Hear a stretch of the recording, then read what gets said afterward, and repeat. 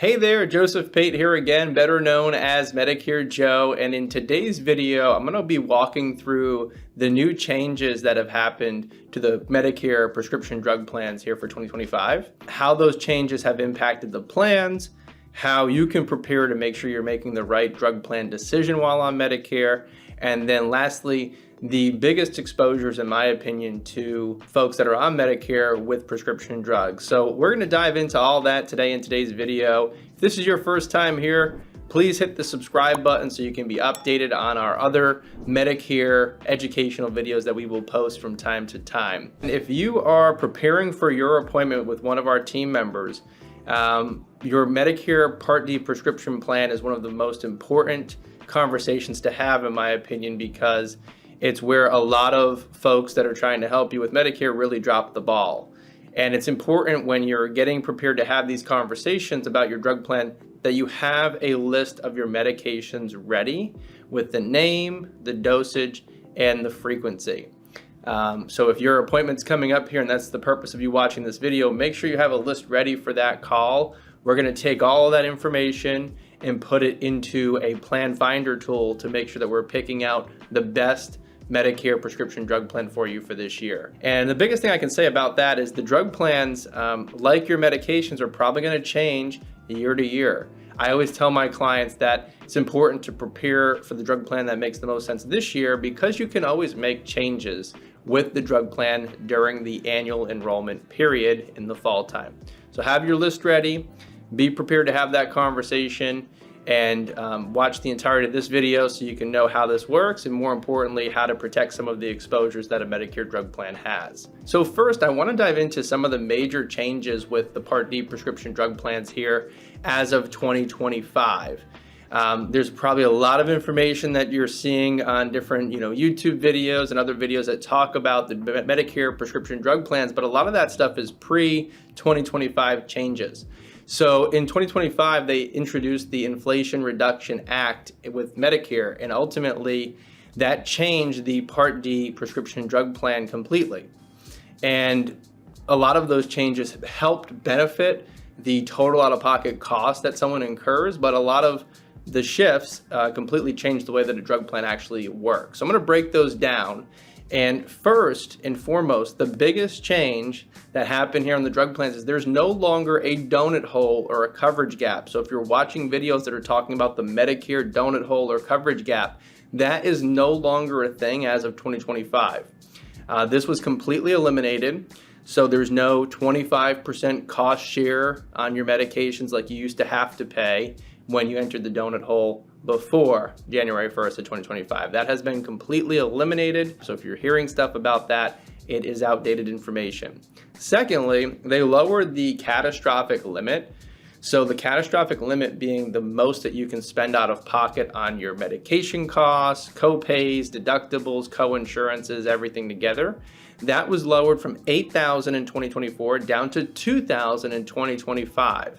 So we're going to talk a little bit about how significant of a change that was. It definitely impacted folks that were taking a lot of high-end medications to have now just a $2,000 out-of-pocket cap as opposed to $8,000. So again, that out-of-pocket limit relates to you paying co-payments, co-insurances, and deductibles for your medications. And lastly, because of the elimination of the donut hole, it now, with drug plans, there's only 3 stages of drug coverage. There used to be 4. Now there's only 3, and we're going to dive into that right now so you understand how each stage breaks down with your Part D drug plan. The 3 stages start off with what I call the initial coverage stage and the deductible stage. So these 2 are the most common that people are going to be interacting with. The first of which, the initial coverage stage, is what most people are going to be in. And what I mean by that is during the initial coverage stage, you are paying very small co-pays for your generic medication. So if you're taking a tier 1 or a tier 2 medication, chances are it's either going to be no copay or like a $5 copay per month at most. And that's where most people will remain, in that initial coverage stage. Now, for folks that are taking maybe some brand name medications, what will actually happen is they'll enter what's called the deductible stage. And in this stage, you have to meet a deductible for the year before that medication is a part of what we would call a cost share, where you pay a co-payment and the insurance company covers a bit. So that deductible right now is $590, and it usually changes every year. It goes up a little bit.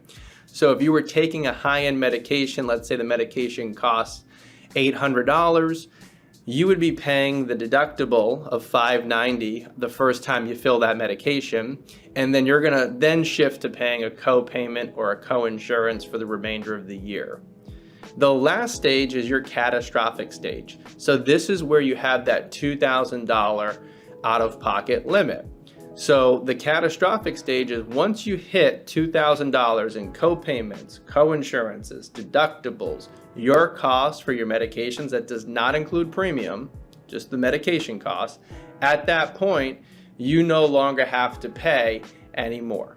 So ultimately at that point, you've entered your catastrophic limit, and now moving forward, the cost of your medications would be free for the rest of the year until the new year resets and it all starts on over again. So let's see what this would look like if you were taking just some generic medications. So some common ones we see, amlodipine and rosuvastatin. So these are your just general blood pressure and cholesterol medications. So the amlodipine, as you can see, starting here in July, for the rest of the year, that medication's free. It's a tier 1 drug, so there wouldn't actually be a copay for that. And then rosuvastatin, you see there's a $4 cost. So chances are that this is a tier 2 medication where you pay $4 a month to get your medication with this, with these specific generics. Very straightforward when you're only taking generic medications. Now let's take a look at what this looks like if you're taking some brand name medications, like Eliquis, for example. That's a blood thinner that we see a lot of times. If you look, the amlodipine's free on this plan, the rosuvastatin's actually free on this plan as well, but the Eliquis, if you see there in July, I'll circle it, $594.05, because that is subject to the deductible that has to be met first. Now, once you meet that deductible, moving forward, you can see the cost drop significantly for the rest of the year because there's a cost share there where basically your insurance company is going to pay a majority of the cost of your medication, and you're going to pick up the difference in either a copay fashion or a co-insurance fashion. When you have this meeting with your agent and they go through everything, we're ultimately going to sort through all of the plans. It's going to look something like this. It's going to take the total cost of all your medications, your premium, co-payments, everything, and it sorts it in a lowest to highest total cost fashion, as you can see here on the screen. And you and your agent are going to talk through what plan makes the most sense based on whatever plan showing the lowest cost ultimately. So we can see all the plans and then give you an unbiased opinion as to which one makes the most sense. Now, this isn't the end-all be-all. If you've seen any of my videos here, I'm not shy about bringing up exposures in Medicare and how they can impact you financially should things come up. So for me, I have firsthand experience with a family member that's had to go through taking what's called oral chemotherapy for cancer. I'm going to show you how these exposures are significant and how you should be mindful to how they affect you. So first, on the cancer side, if we think about these medications and we think about this $2,000 out-of-pocket cap, one has to wonder, well, is everything subject to that $2,000 cap? The answer is no. So right now with cancer, 1 in 2 men are getting cancer, 1 in 3 women, and according to the American Cancer Society, 25% of those that are diagnosed are actually using oral chemotherapy. So why is that such a big issue? Well, oral chemotherapy is in pill form and it falls under Part D of Medicare, your drug plan, not Part B, right? So because it falls under Part D, it is subject to that out-of-pocket maximum of $2,000. But we have to be very mindful of, are these actually covered by the plan formulary? So I'm going to show you here as an example. Here's an example of 2 oral chemotherapy medications. You'll see Venclexta is covered. It's covered to that $2,000 out-of-pocket max. So in July, if someone was taking Venclexta, they'd hit that in 1 month because the cost of oral chemo's tens of thousands of dollars. And then they wouldn't pay anything for the rest of the year. But above that, if you see Imbruvica, that one is $21,000 a month because it's not on the formulary. So it's very important when we're going through these different drug plans that these high-end medications, we need to be mindful that we might not be taking that stuff now, and in the future we might be. So it's important to know that the what if that comes up, how do we protect ourselves with that? Secondly, even more common is heart and stroke conditions. We speak to a lot of folks, like I said, that have blood thinners. And the thing with these cancer medications and heart attack, stroke, heart condition medications is that they're usually not just for 1 year. They're for several years, sometimes possibly for life. So for example, here's the blood thinners. So if somebody had a heart condition, chances are they'd be put on Eliquis, Praluent. That's an injection that's pretty common for people to go on as well. You can see here, this is just July, but it shows that you hit your out-of-pocket maximum of $2,000 for the year by having a heart condition. So the biggest reason why I'm bringing this up and showing you this here is that a lot of people don't realize that these exposures exist until they have to go get a medication from the pharmacy and realize that now their plan that they had picked, the cost obviously has changed at that point because now they have to cover a medication that they weren't anticipating. So with Part D, we always recommend cancer, heart attack, and stroke coverage for anybody that's on Medicare. And the way that these plans work with a drug plan is it provides you with a lump sum benefit if you're diagnosed with cancer, heart attack, or stroke. And you can then use these funds to cover the cost of medications, whether they're on the formulary or they're not on the formulary. It's a lump sum benefit paid to you to cover the cost of all these meds. And these benefits range from $20,000 in a payout to $75,000 in a payout. As an example, the more common we see is $20,000. That's for a cancer plan. That's about $50 a month that it would cost to go with your drug plan to cover you for the exposures on cancer meds. So if you just think about cancer medications and you're at that $2,000 cap every year for the rest of your life potentially, that $20,000 plan would really only cover you for 10 years. 2,000 cap for 10 years is 20,000 on that medication. And if it's not on the formulary, obviously it adds up a lot faster in terms of the exposure there and what you can do to protect that. Now, the biggest thing with cancer, heart attack, and stroke rider is that you need to health qualify. And that's the kicker, right? So I get asked a lot, Joe, this sounds like a good plan. Can I wait to buy it in a year or two from now? Like I haven't, really had any issues with cancer at this point. Well, it's impossible to give someone an answer when they ask me that because it depends on your health. And you have to be in good condition. I mean, you have to have no issues that have come up to buy these type of plans because once you've had, it's already too late. You need to be cancer-free or heart condition-free for at least 5 years to even add these policies.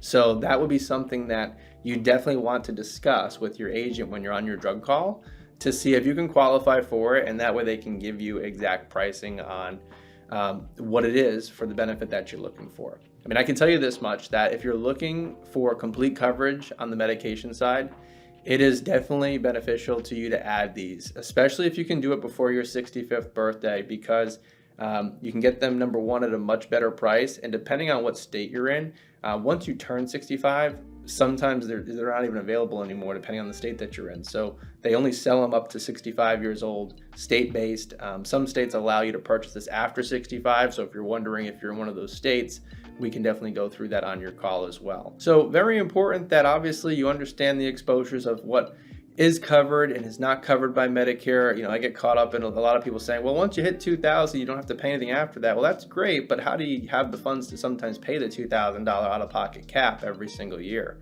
And sometimes it's coming all in 1 month that you got to pay it. So as discussed here, a lot of this your agent's going to go over with you. We just want to give you some pre-education before that call actually starts. I want to recap today. We talked about the most recent changes to the drug plan now here past 2025, and there's no longer a donut hole. So if you're watching other videos discussing the donut hole or the coverage gap, that's outdated information.